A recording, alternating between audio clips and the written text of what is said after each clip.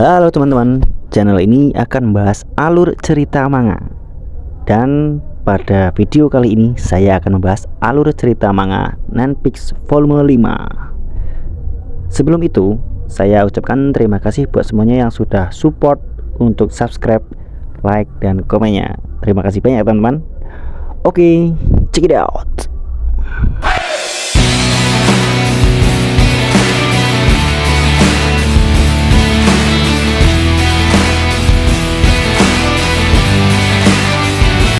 Channel ini diawali saat Harumi, Mako, dan Gaku sedang berada di atap Aoba. Mereka dihampiri orang yang kemarin bertarung melawan Harumi. Namanya Sasaki Soukou. Ia mendeklarasikan untuk bergabung dan mengikuti Harumi. Sasaki memiliki 30 anggota dari kelas 1. Hal ini sangat menguntungkan Harumi. Ini adalah satu langkah yang baik untuk menguasai Aoba. Saat Gaku berjalan-jalan di tepi pantai, dia melihat Rin yang sedang duduk termenung.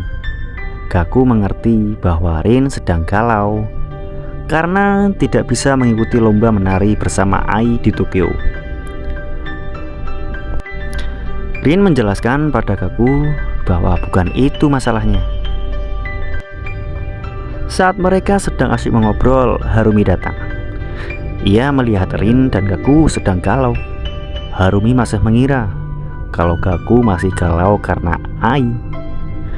Dia mencoba menghibur mereka berdua. Harumi mencoba menari-nari dan mereka bertiga pun menari bersama. Gaku yang masih penasaran, kalau bukan Ai, siapakah ibunya? Dia pun memutuskan untuk bertemu Hajime. Karena dia yang juga seorang tim travel, mungkin dia mengerti. Dia juga sudah lama tinggal di Kumene. Hajime mengatakan bahwa Ai bukanlah ibunya Gaku di masa depan. Dan dia mengatakan sebuah rahasia, bahwa nanti anak yang dikandung Ai itu bernama Tsurugi Gensou, atau biasa disebut Ken-Ken.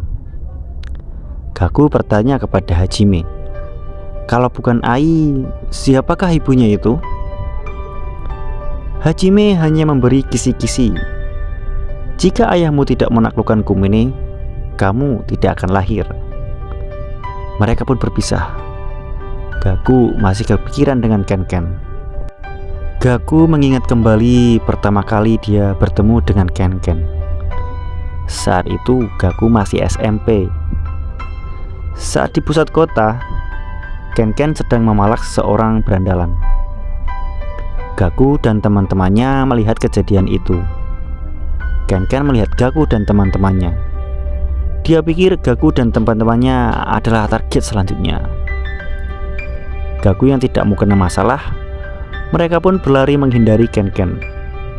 Temannya Gaku bercerita bahwa Ken-Ken itu seorang monster. Satu-satunya aturan yang diikuti oleh Ken-Ken adalah bahwa dia boleh mengambil uang dari siapapun yang menyebut dirinya nakal. Dalam perjalanan, sebenarnya Gaku mempunyai janji bertarung dengan anak SMP lain. Temannya mengatakan jika mereka sudah kalah jumlah. Namun Gaku tidak peduli dengan itu. Dia pun menuju kuil tempat janjian mereka.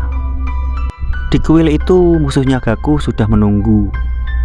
Mereka berpikir Gaku tidak akan muncul. Namun tiba-tiba Gaku berlari dan menghajar pimpinan anak SMP itu. Dan Gaku memenangkan pertarungan itu.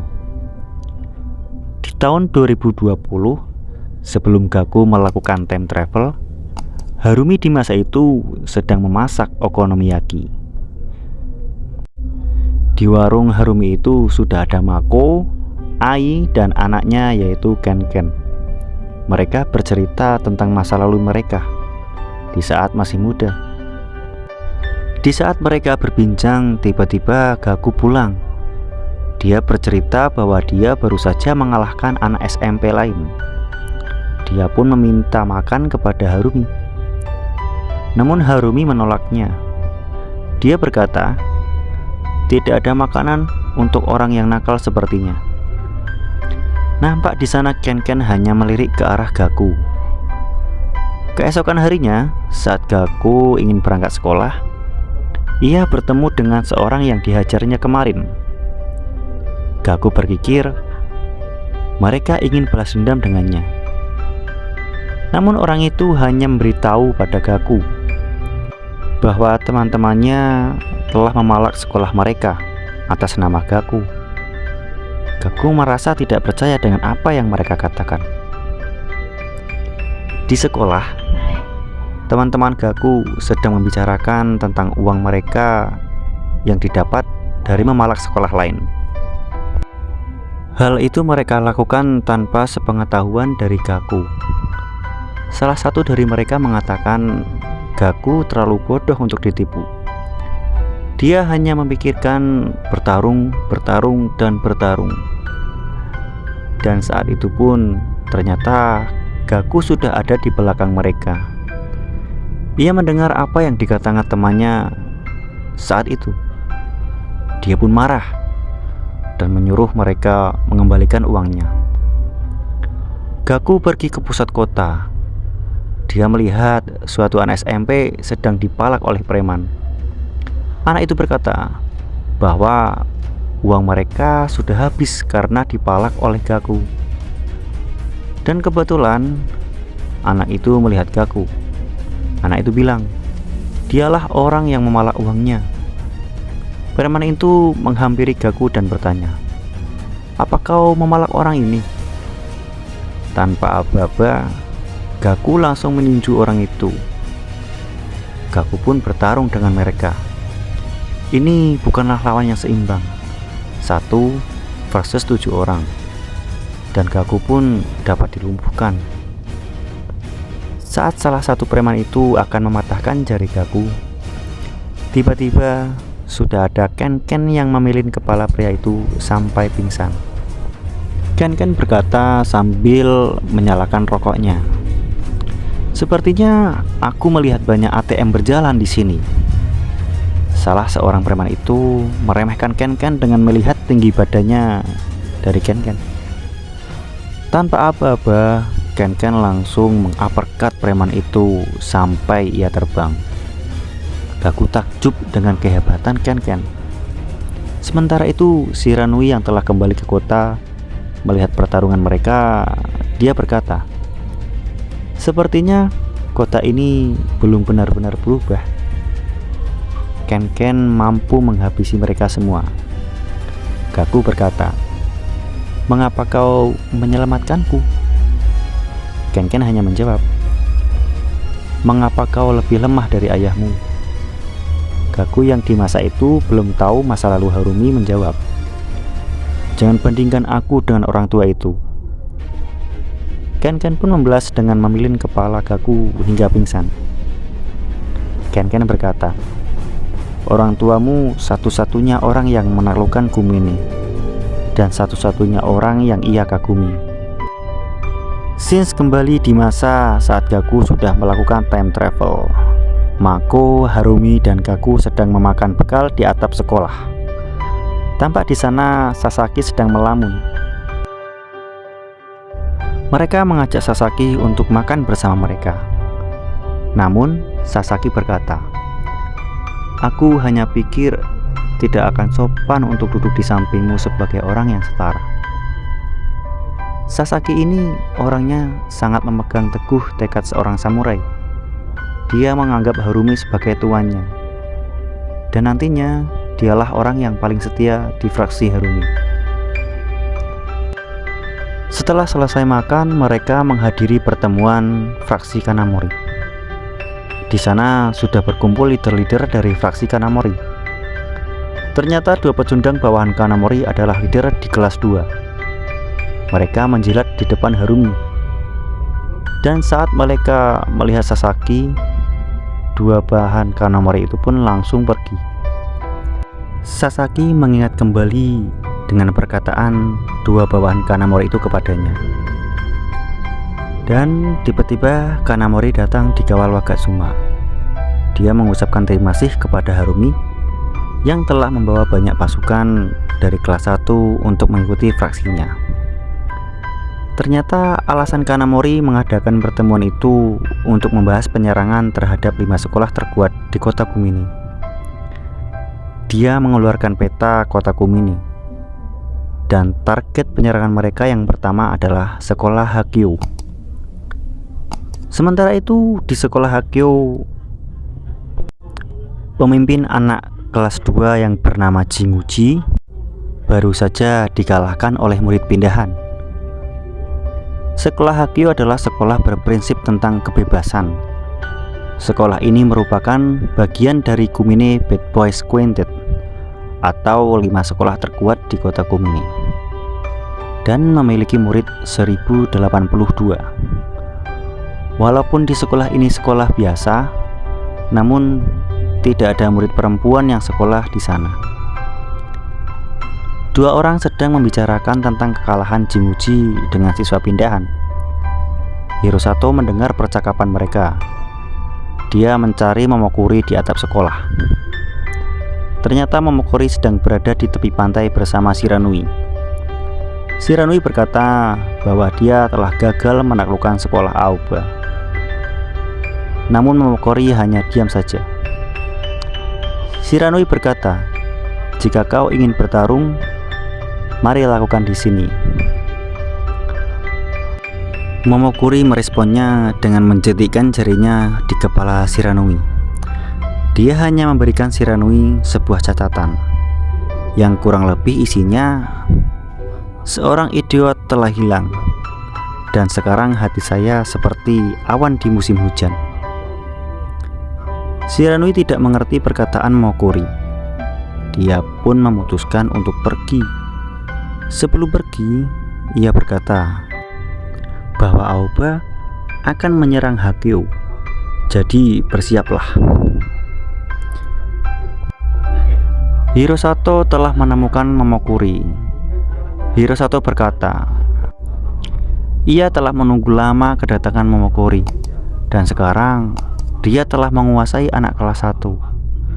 Para anak kelas 3 sudah berpihak di Momokuri. Tinggal anak kelas 2.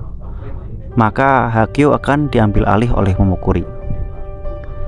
Dan Hirosato berkata bahwa ada murid pindahan yang telah menghancurkan Jinguji.